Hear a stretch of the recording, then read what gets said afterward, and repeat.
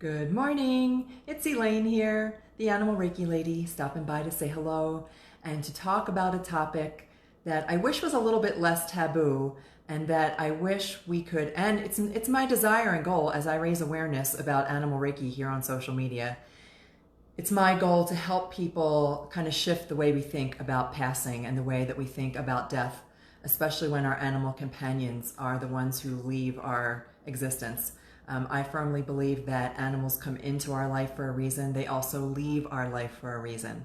They live life on their own terms, and it's how we handle those things that is most important to the way we can support our animal companions.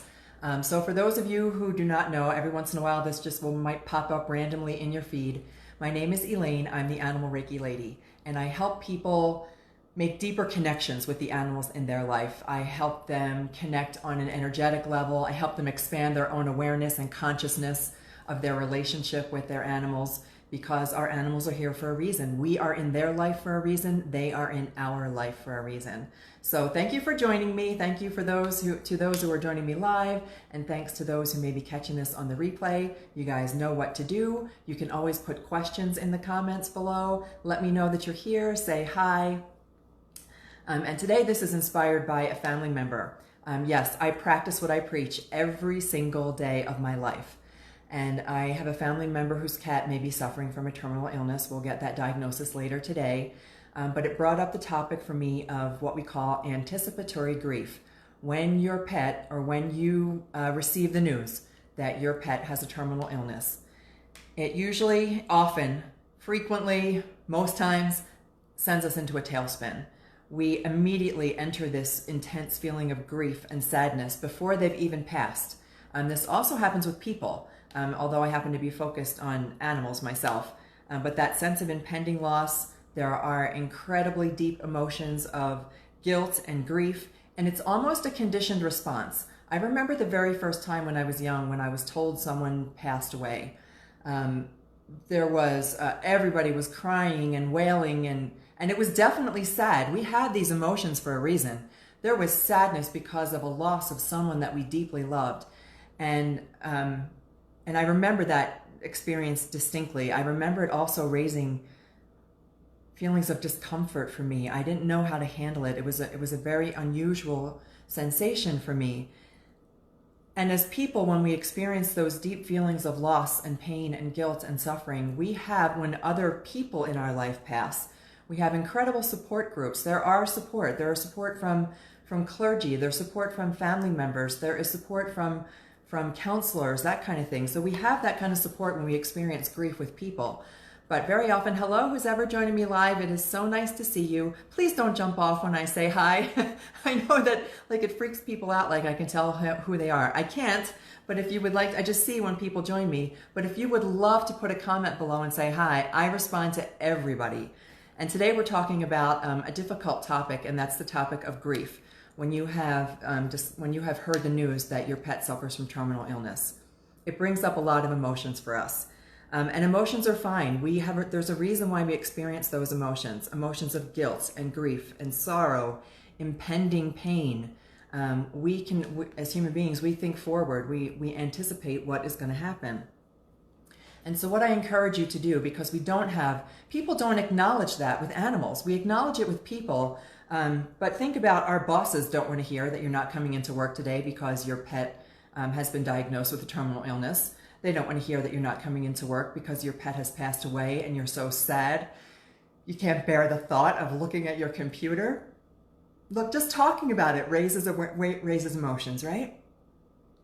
So what I encourage you, I want you to know that there is support for that. And I'm going to offer you some tips and techniques if your pet has been diagnosed with a terminal illness, and then also offer my support. Because I want you to know that these emotions are fine. You can acknowledge them, but don't dwell in them. Our animals are turning to us for support. They're turning to us to help them manage this illness. And the last thing they need from us is extended guilt and pity and negative emotions. We talked many times about our vibration and how we try to help our animals and ourselves keep our vibration raised. And so you can Acknowledge and release. That's what I recommend for when we feel those negative emotions. Recognize that they're there, lean into them, feel them, bawl your eyes out if that's what it takes, but then acknowledge and release. Acknowledge and release, and recognize that you are your support mechanism for your animal who is ill. And there are some things you can do. By releasing those emotions, you can create a space of calm and peace that helps reduce their stress levels. So they naturally, if an animal feels pain, just like a human being, when they are feeling pain and discomfort, it confuses them because they don't have the ability to logically think through what is happening to their bodies. And you can help them de-stress by just being calm and patient with them, offering loving support, and creating a space of peace. This allows their body, the stress levels, to just kind of go down, even if not all the way. There's going to be times when they're in pain. But by offering that space of peace and calm, you help their body become naturally more resilient. So when the stress levels go down, they can manage their pain a little bit better. They might be able to manage their illness a little bit better. I cannot promise you that it will be the end of their terminal illness. Many animals, I've worked with so many animals at end of life. I call it end of life care. I work with so many animals at end of life, and we often can create more time for them to enjoy their life with us, more time for us to enjoy our life with them. But at some point, we know that they are going to pass to the Rainbow Bridge. Tina, it is so nice to see you. Give me a second. I'm going to read Tina's comment here. Chantel Robert. My daughter's lab has a mass on her flank, going to be removed next week. It is scary. We get news like that and it frightens us. We are almost conditioned to be frightened. We have so many ads on TV that talk about illness and terminal illness and cancer, and we are almost conditioned to immediately respond with fear. This is a family member's cat who is also having a biopsy, Tina. Is having the biopsy today, and we'll know very shortly whether or not she has a lot of little masses. Prince Charming has a lot of little masses. We'll see what those are. It's possible that it is going to be a cancer diagnosis. And already before we even have the biopsy, our fear levels have gone up. So my family member and hi everybody who's joining me, it's good to see you. We're talking about anticipatory grief. When you receive the news that your pet has a terminal illness, or even possibly has a terminal illness, how all those emotions bubble up in us: fear, anxiety, grief, guilt. And what I am recommending is that you absolutely acknowledge them, lean into them for the brief period of time that you need to. Hi, Kat, it's good to see you. Lean into it if you have to, cry if you have to, but don't dwell in it. Linda, how are you? It's so nice to see you. But don't dwell in it. So what we want to do is acknowledge the emotions and release them. I'm the animal Reiki lady. Animals come into my existence all the time. I associate animals with just about everything. I imagine that a little flock of birds flies by, scoops up my negative emotions, and off they go into the air. But you can then create this space for your animal, a space of peace and calm that helps their body naturally manage their illness. As I mentioned, I cannot guarantee that sometimes the illness abates. I mean, Lucy is a perfect example. We thought we were going to lose Lucy. I was on the way to the vet's office thinking that I was not going to bring her home. And here she is months later, and while she's not doing great, we are enjoying to our fullest our last days together. And that's the experience that you can have with your animals. And it is so nice to see you all joining me live. Thank you.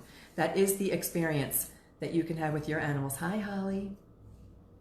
So what we do is, it's meditation based, and relax about the word meditation. Meditation is simply acknowledging, and for this case, is simply acknowledging your emotions, let them float away, and imagine that you are creating a beautiful bubble for your animal, a bubble that's full of love, that all you have for them is love. And if there is nothing else you can do for them, if you can't actually heal them, you can at least help them and support them. So if you have resistance with this, I get it. You have resistance. I'm so used to this now. It's something that I do every single day. I have helped so many animals at end of life, and I've had beautiful experiences with it. Beautiful experiences of love and peace. And you can turn this situation from one of anxiety and guilt. Oh my gosh, is guilt such an overriding emotion that we have with this? Did I do enough? Why didn't I see this sooner? We can let all of that go. But if you have resistance and doubt, reach out to me. I would be happy to help you. I have assisted so many animals. Look up the word, I think it's doula, D-O-U-L-A, doula. It's just a way of me helping an animal transition, and together, us helping your animal have a peaceful end to their life. It makes their transition so much easier. We can turn this into an experience of love and compassion and calm. We can help eliminate the confusion and pain that your animal may be experiencing. We can let them know that they are free. A lot of times, I've said this before, you may have heard me say this before. A lot of times animals stay in their painful state. They remain with us despite their pain because they sense our anxiety and grief, and they don't want us to feel that kind of grief and pain. And so they stay with us. So what you can do is, when we create this space, and I call it Peaceful Crossings Reiki, it allows for us, we do a couple sessions with your terminally ill animal. It's all of us together, so it's not just me. I help you create that space. And why are you involved? Because your animal is your companion. I feel like I'm the guide who can assist, and your animal turns to you, their human companion, to help them manage this part of their life. And so you can take this together.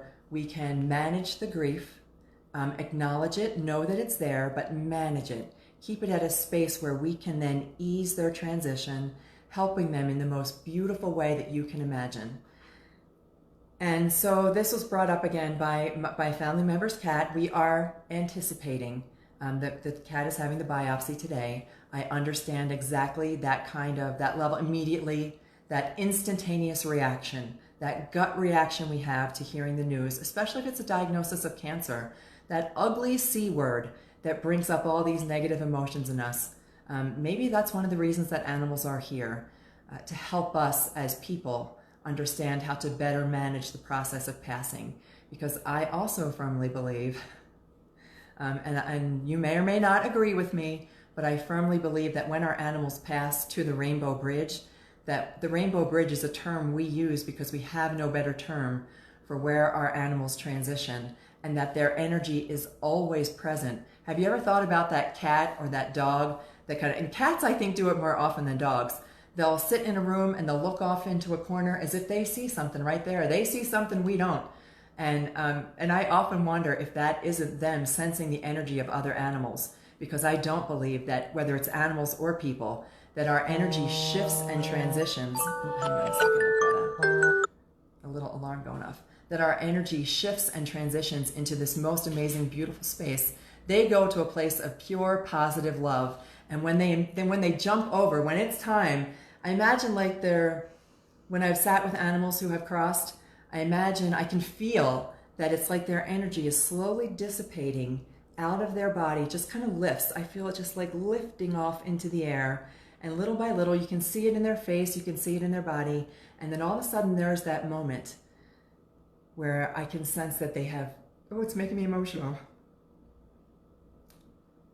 There is that moment when they pass. I can feel it as they pass over to the Rainbow Bridge. And it's like an instantaneous, like an instant like that. They have passed into pure positive love. And that love never goes anywhere. It is there for us to tap into forever and ever and ever. So if you would like help assisting your pet in their transition, if you've received a diagnosis of terminal illness for your pet, it doesn't matter, dog, cat, iguana, horse, oh my gosh, yes, with horses and donkeys, llamas, a baby alpaca that, anyway, it'll make me too emotional because I still feel all that. I don't feel grief, I feel love, an intense sense of love when they pass. If you would like to help them transition, if you would like that support that we don't normally get with our animals, reach out to me. I'm going to put a little link in the comments below. It's called Rainbow Bridge Reiki. It's any number of sessions that you want. We can work out a unique treatment. I don't like the word treatment. We can work out unique sessions just for you and your animal as you prepare for them to transition to the Rainbow Bridge. For now, that is what I have to share with you. Thank you, everybody, for joining me today. It has been wonderful to see you. I don't see any other comments than the one from Tina. But thanks, Kat. Thanks, Holly. Thanks, Teresa. It's great to see you all here. I'm glad that you joined me, and I will see you guys again tomorrow. Take care. I love you so much.